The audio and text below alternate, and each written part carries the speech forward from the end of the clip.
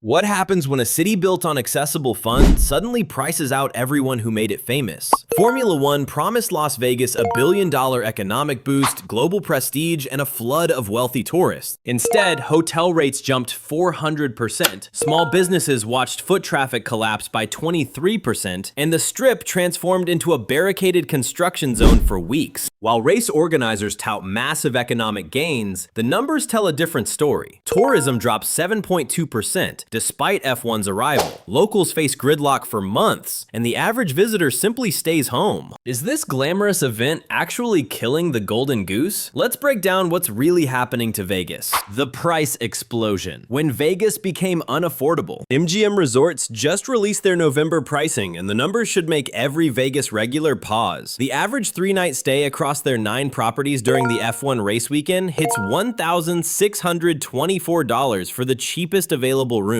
That's not a typo. We're talking about the most basic accommodations, nothing special, no upgrades. Last year, that same weekend averaged $1,315, meaning prices jumped 24% in just 12 months. Break it down further and you'll find Bellagio starting at $2,846 for 3 nights, Aria demanding $2,724, and Vdara asking $2,391. Even the budget properties that families traditionally relied on became prohibitively expensive. Luxor, typically one of the Strip's most affordable options, now costs $582 for 3 nights during F1 weekend. Excalibur sits at $525 for the same period. Caesars Entertainment shows slightly better numbers, with an average of $785 across 8 properties, down 16% from last year's $987. But don't celebrate yet. Caesars Palace still commands $1,324 for 3 nights, and the Cromwell asks $1,000. Context matters here. According to the Las Vegas Convention and Visitors Authority's October data, normal nightly rates this time of year hover around $140 to $160. That means F1 weekend pricing runs 5 to 20 times higher than typical autumn rates. A middle-class family that could previously afford a Vegas getaway now faces a financial barrier that didn't exist before. The race organizers did drop ticket prices this year. Practice sessions on November 20th start at $50, representing a 67% decrease from 2024's pricing. 3-day passes fell from $400 to around $267, a 33% reduction. These adjustments suggest organizers recognize they'd overpriced the event initially. But cheaper tickets don't solve the fundamental problem. Flight prices to Harry Reid International Airport increased 15% year over year, specifically for F1 weekend. Uber and taxi surge pricing hits $50 just for the airport to hotel transfer, a route that typically costs $20 to $25. Add food expenses, and a budget-conscious couple easily drops $3,000 for a weekend that used to cost under $800. That's not Vegas democratizing entertainment. That's creating an exclusive club that rejects the working-class tourists who built this city's reputation. What's your breaking point for Vegas hotel prices? Drop a comment below with the most you've paid for a Strip hotel and whether you think F1 pricing has gone too far. The pricing crisis reveals something deeper about Las Vegas's identity transformation, but understanding the full picture requires examining exactly who benefits from these astronomical costs. The fleeting billionaire. Short-term wealth, long-term damage. Formula One attracts a specific demographic: ultra-wealthy visitors who arrive Friday, watch cars circle for 3 days, then vanish Sunday night. The 2024 event drew 317,000 attendees, with 42% traveling from out of state. These weren't typical Vegas tourists booking mid-range hotels and playing $10 blackjack. These visitors generated $934 million in total economic output, according to official reports. The Las Vegas Convention and Visitors Authority was so impressed, they signed a $51.5 million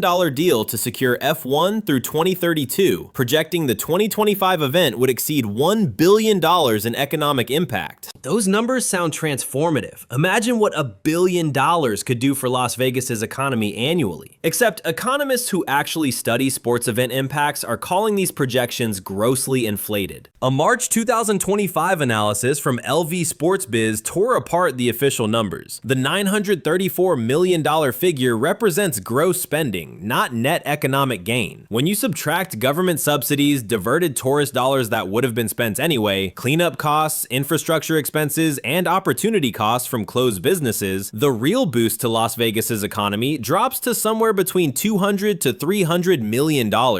That's still substantial money, but it's nowhere near the billion-dollar windfall being advertised. And it comes with massive hidden costs that official reports conveniently ignore. Hotel occupancy hit 87% during the 2024 race weekend, up from 80% in 2023. Impressive, right? Except that spike lasted exactly 72 hours. The rest of November showed declining occupancy rates. April 2025 visits dropped 5.1% year over year. Overall tourism through Q3 2025 fell 4.8% compared to the previous year. The LVCVA's own data shows visitor volumes down 7.2% through September 2025 compared to 2024, with August air passengers declining 5.8%. F1 isn't filling this gap. It's potentially making it worse by creating a reputation that Vegas has become unaffordable. Here's the fundamental problem. F1's ultra-wealthy attendees don't behave like traditional Vegas tourists. They're not gambling midweek at the craps tables. They're not booking multiple shows. They're not bringing their families for extended stays. They arrive for the race, stay in premium suites they barely use, attend exclusive parties in closed venues, then leave. The economic multiplier effect that makes Vegas work, tourists eating at restaurants, playing slots, seeing cirque shows, buying souvenirs, tipping service workers, barely happens with F1 crowds. They exist in a parallel luxury ecosystem that generates revenue for a handful of premium properties while leaving everyone else struggling. Events like EDC, Electric Daisy Carnival, or NFL games bring comparable crowds without requiring the city to shut down for weeks. EDC draws 450,000 attendees over 3 days and generates substantial economic activity without barricading the Strip. NFL games at Allegiant Stadium attract 65,000 plus per event and actually complement normal Vegas operations rather than replacing them. The city is sacrificing its steady base of 40 million annual visitors, families on vacation, convention attendees, weekend warriors, to chase a temporary influx of billionaires who contribute less per capita than conventional tourists when you account for the disruption costs. But the true cost of F1 becomes clear when you examine what happens to the physical city itself. The infrastructure stranglehold, when your city becomes a construction zone. November 18th marks the beginning of Las Vegas's annual transformation into something residents barely recognize. Massive sections of Las Vegas Boulevard shut down completely, turning the world-famous Strip into a divided, barricaded maze of concrete barriers and security checkpoints. This isn't minor traffic inconvenience. We're talking about fundamental changes to how the city functions for weeks. Construction barriers went up October 13th this year, meaning the disruption spans over a month for a 3-day event. Walk toward the Bellagio Fountains, one of Vegas's most iconic free attractions, and you'll find 2 full traffic lanes closed 24 hours daily. The Bellagio Fountain Club, a temporary F1 structure, blocks the sidewalk and obscures views. Tourists who traveled specifically to see the fountains discover they can't actually access the viewing area. You can glimpse a distorted version of the fountain show from across the street, peering through glass panels and temporary F1 buildings. Visitors consistently describe feeling cheated. One tourist captured the sentiment perfectly. It's just a lot of cover-up, and that's kind of sad.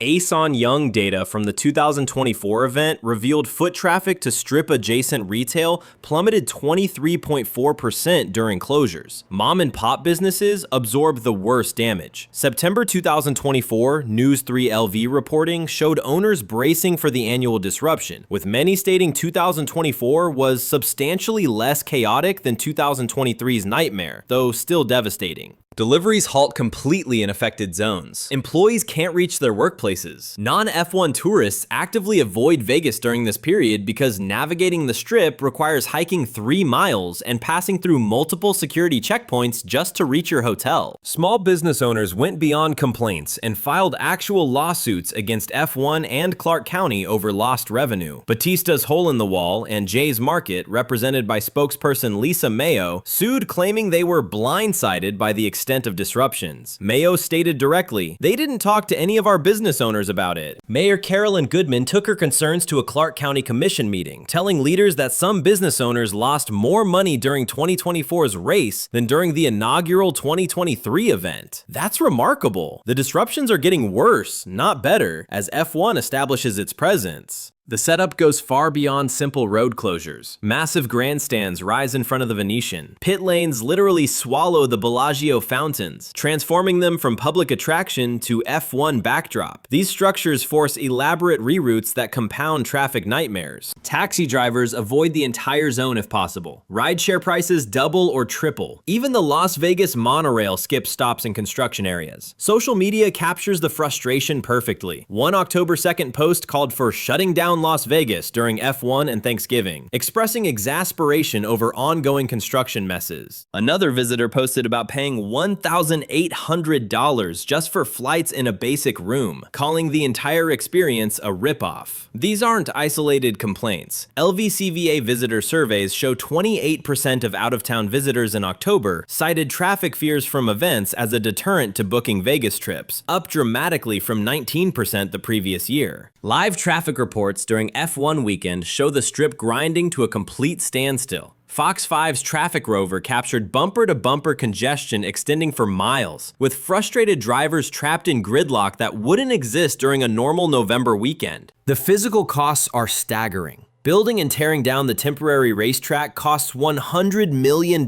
each year. That's not a one-time infrastructure investment. That's $100 million annually to construct grandstands, barriers, pit facilities, and safety structures, then demolish everything after 72 hours. Yet the construction and infrastructure stranglehold represent only part of F1's financial burden on Las Vegas taxpayers. The subsidy scandal, your tax dollars funding foreign billionaires. Las Vegas hands Formula One $12 million in direct annual subsidies from city coffers. That's taxpayer money flowing to a foreign racing series owned by Liberty Media, an American company valued at over $20 billion that also owns the Atlanta Braves and SiriusXM. Liberty Media doesn't need public assistance. They posted $11.6 billion in revenue in 2024, yet Las Vegas taxpayers subsidized their profit-making venture to the tune of $12 million yearly. But direct subsidies represent just the visible portion of public support. The city waives millions more in permitting fees that would normally apply to any massive construction project requiring temporary closure of public streets. Police overtime costs millions during F1 weekend as officers redirect traffic, secure checkpoints, and manage crowd control for a private corporate event. Add emergency services on standby, additional sanitation, public works departments managing infrastructure changes, and the true public cost likely exceeds $20 to $25 million annually. Las Vegas residents fund this corporate welfare while watching their city become inaccessible for a month. The promised return on investment sounds compelling initially. The LVCVA claims the city receives $1 billion yearly from F1-related visitors spending on hotels, food, and gaming. Marketing materials emphasize global exposure, with F1 broadcasts reaching 445 million viewers across 185 countries. But Strip resorts reported average daily rates down 21% overall through 2025. With August's Nevada Independent calling it a soft summer. If F1 generates such enormous economic benefits, why are hotel rates and occupancy declining during non-race periods? The answer is substitution effect. F1 doesn't create new tourism demand for Las Vegas. It shifts timing and demographics. Ultra-wealthy visitors who attend F1 might have visited Vegas at a different time anyway. Meanwhile, traditional middle-class tourists who would have visited during November now avoid that period entirely due to pricing and disruption. Economists call this crowding out. The high-spending F1 tourist displaces multiple middle-class tourists who would have collectively generated more economic activity, with longer stays, more gambling, more shows, and more meals at non-premium restaurants. Strip revenue data supports this theory. Gaming revenue during F1 weekend 2024 increased only 8% over comparable November weekends, despite 87% hotel occupancy and premium room rates. F1 attendees simply don't gamble much. They attend the race, exclusive parties, and high-end dining, then leave. Compare this to EDC, which generates substantial gaming revenue because attendees balance festival attendance with traditional Vegas activities. NFL games at Allegiant Stadium show similar patterns. Fans arrive early, gamble before games, stay after for shows and clubs, and return for multiple events throughout the season. F1's model extracts maximum room rate revenue while generating minimal secondary economic activity. Hotels win, luxury restaurants win, everyone else loses. The subsidy structure also reveals disturbing priorities. Las Vegas claims budget constraints for education, affordable housing, and infrastructure maintenance. Clark County schools face $5 billion in deferred maintenance, yet the city finds $12 million annually for F1 subsidies, plus millions more in waived fees and public services. Those tax dollars could fund teacher salaries, school repairs, affordable housing development, or homeless services. Instead, they subsidize a sport dominated by billionaire team owners and watched primarily by wealthy international audiences who contribute less to the local economy than projected. Other cities learn this lesson the hard way. Miami's F1 race faces similar criticism, with locals complaining about traffic chaos and questioned economic benefits. Monaco's Grand Prix, the sport's most famous race, actually loses money for the principality when accounting for public costs and opportunity costs from disruption. Las Vegas politicians sold F1 as an economic development triumph that would elevate the city's global status. But development for whom? The subsidies flow upward to wealthy corporations and property owners, while costs flow downward